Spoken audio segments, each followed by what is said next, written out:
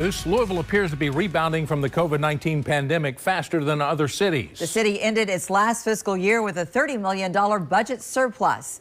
WLKY's Drew Gardner is live at Metro Hall tonight with a look at how Mayor Fisher's administration would like to see that money spent. Drew?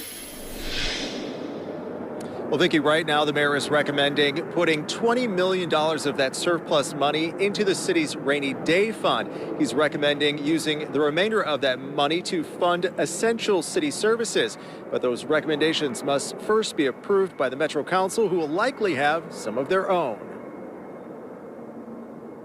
The city's annual audit is delivering some good news about Louisville's economic recovery following the COVID-19 pandemic. The mayor's office announcing Wednesday the city saw a $30.7 million budget surplus. Metro Council Budget Chair Bill Hollander says that's partly due to increased revenue growth, but also reduced expenses. Some of that's efficiencies, some of it's positions that we just have not been able to fill. The mayor's office is recommending using $10.7 million to fund essential city services. That includes $4.2 million to renovate the old youth detention center downtown to house the Jefferson County Sheriff's Office.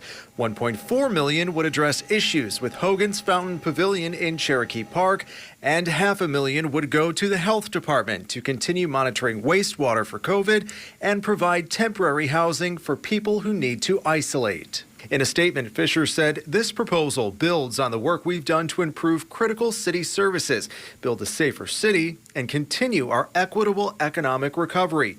The council will first have to sign off on the spending plan and will likely have its own recommendations to consider. We'll be looking at that. We'll be asking questions about all of those potential allocations. We have to anticipate the increased expenses coming down the road. And I think it's very important that we save whatever we can. Hollander says those increases will include several union contracts that will expire next year that will have to be adjusted for inflation, as well as efforts to fill some of the city's long vacant positions. There's been a lot of discussion about hiring more police officers, for example. That's going to cost money in future years. There's been talk about hiring more corrections officers because we know we have shortages in both areas.